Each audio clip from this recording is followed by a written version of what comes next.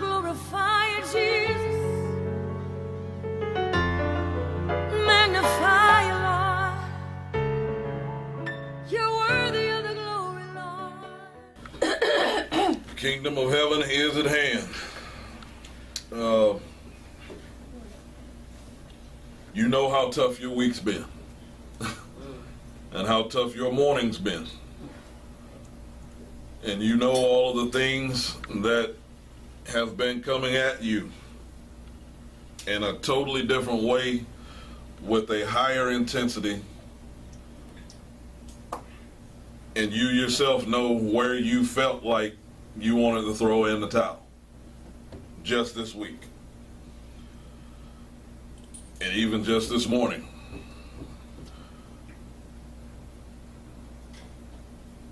I am at a place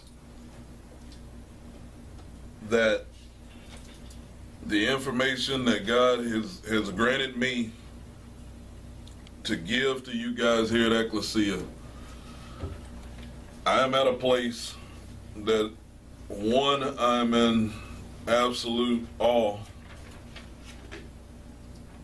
of how he can move on a body and a group of people in the way that he's done just in the past year.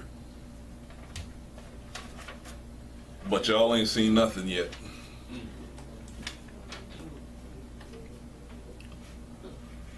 Because the information that he's been showing me, because like I said, probably one of the tougher things for me is I usually get the information for the next year's series about mid-year of the previous year.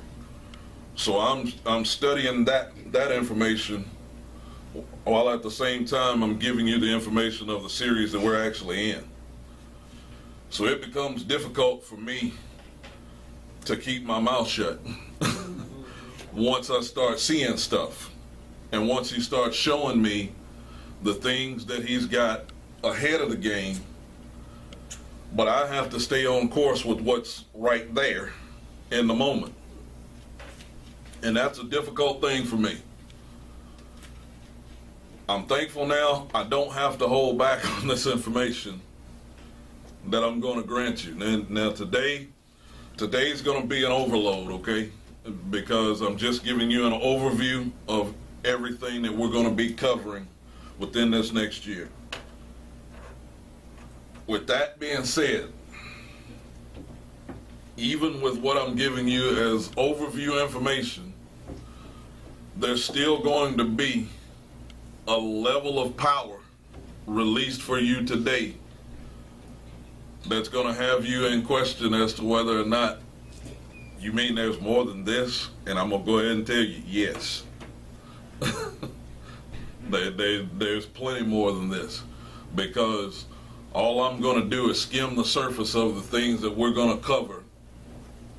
Because last week, what we concluded with on our Faith Like Gravity series was the fact that in order to have faith like gravity, which is faith that works every time, you need to hear from heaven every time and seek God's kingdom every time, especially when you are being opposed, like you have been this past week. That's the most crucial time to hear from heaven and know what heaven's telling you to do, is when you're being opposed. So today, as we start the new year on the Hebrew calendar, and we kick off the overview of this series, which is serving God in the kingdom of Mammon, and that should be on the CD envelope page or right before it in your notebook, and it's got the four parts that we're actually going to be covering there, because in this year's series we'll be covering giving, prayer, fruit, and kingdoms of this world. Not necessarily in that order, but those are the four things that we're going to be covering. I want to start out in 2 Kings chapter 25, beginning of verse 24. because I want you to see something that's going to set the precedence for why this series is named this, and why you have to know how to actually function and serve God while being in a place that don't honor God.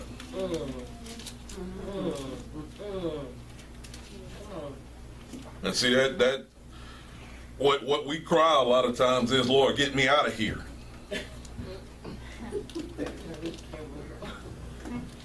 Get me out of here. I'm tired of this. I don't want to fool with this anymore. I can't handle this. I can't deal with this.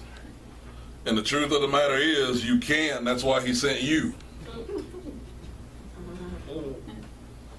Now, you need some more information to deal with it and cause it to change instead of changing you.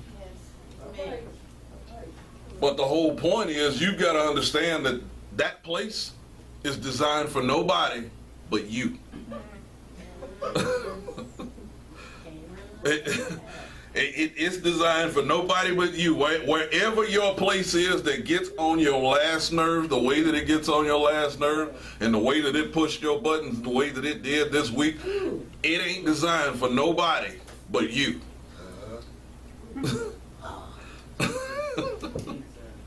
And in 2 Kings, I'm going to give you the assurance of that. 2 Kings chapter 25, verses 24 through 30.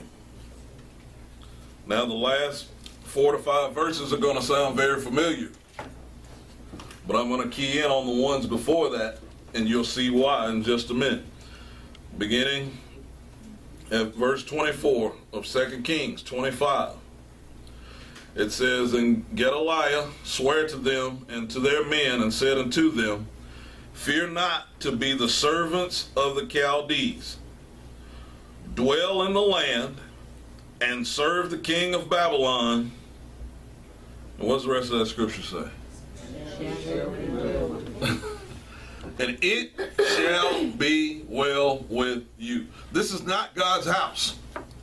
That's what he's trying to show. This area that you're going to, this land that you're dwelling in, this place that I've got you in, it's not God's kingdom and it's not God's place yet.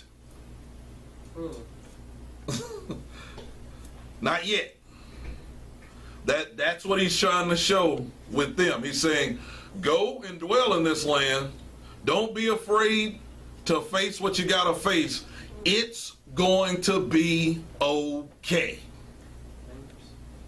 He's letting them know that before it happens. Now watch what takes place. It says, But it came to pass in the 7th month that Ishmael, the son of Nethaniah, and the son of Elishama of the seed royal, came, and 10 men with him, and smote Gedaliah that he died, and the Jews and the Chaldees that were with him at Mizpah, and all the people, both small and great, and the captains of the armies arose and came to Egypt, for they were afraid of the Chaldees. So notice, this happened in the 7th month. We just finished the 12th month. So if you'll count back to about 5 months ago,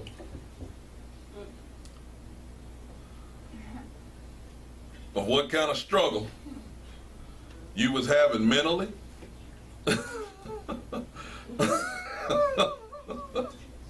what kind of struggle you was having financially, health-wise, whatever your struggle was having about 5 months ago, he was letting you know beforehand it's going to be all right.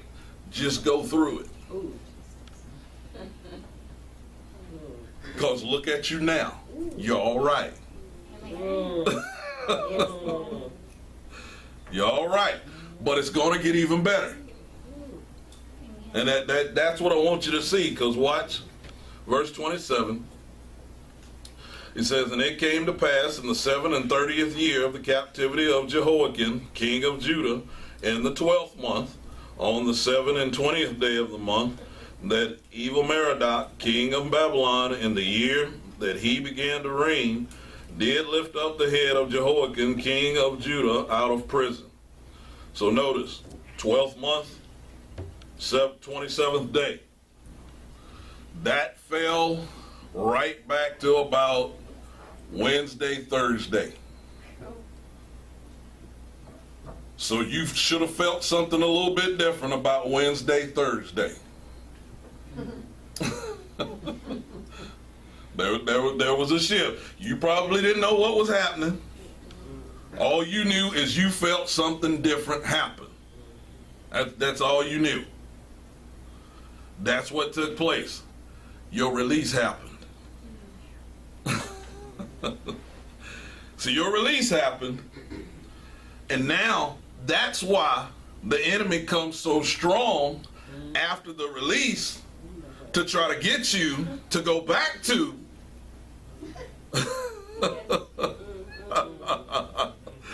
how you were responding in prison, how you were responding in bondage, how you were responding when things were not working on your behalf and you weren't broke free. So that's why he was trying to get under your skin the way he was getting under your skin the past 2 days. 2. To try to get you to go back to acting like you in prison.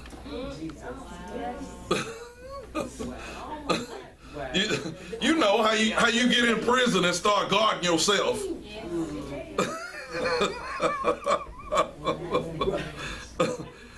How you want to start beginning to, click up and group up and get your homies and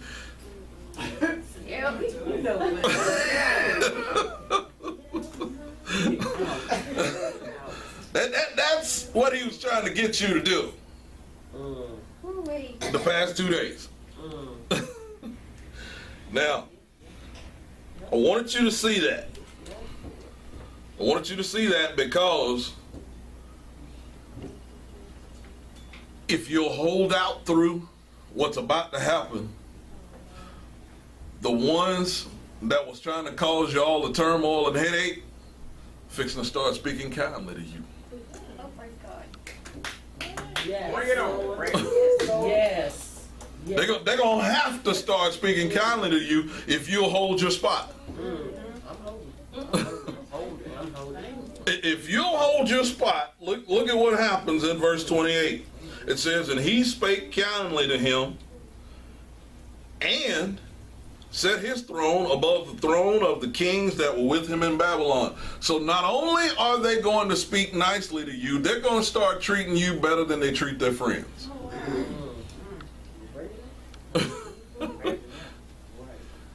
They're going to start treating you better than they treat their friends because they're going to have understood, you know what? If I couldn't break them the way that I treated them, I need what they got. I need what they got. So in order for me to get what they got, I'm going to have to serve them. I'm going to have to give to them. So don't be surprised when they come to offer you a gift.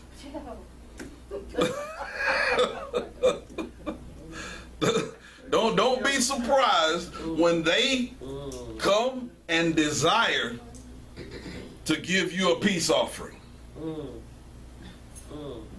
And not just once. Look at what else happens. It says, he spake kindly to him, set his throne above the throne of the kings that were with him in Babylon, and changed his prison garments, and he did eat bread continually before him all the days of his life. And his allowance was a continual allowance given him of the king, a daily rate for every day, all the days of his life. This is the kind of exchange that God's trying to get to you for all of the trouble that you dealt with over the past 5 months. That's the kind of exchange that he's trying to give you. but you got a part that you've got to play in for that, in order for that exchange to happen.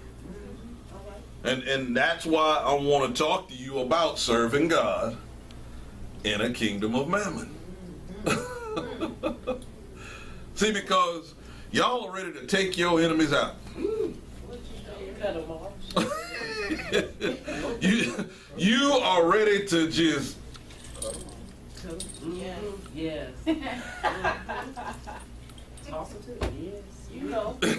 you ready to throw them out. You know what you know. And that's why it's so crucial in this time that however the response that he's setting up for you to respond, you have to be exquisite in how you carry it out, because this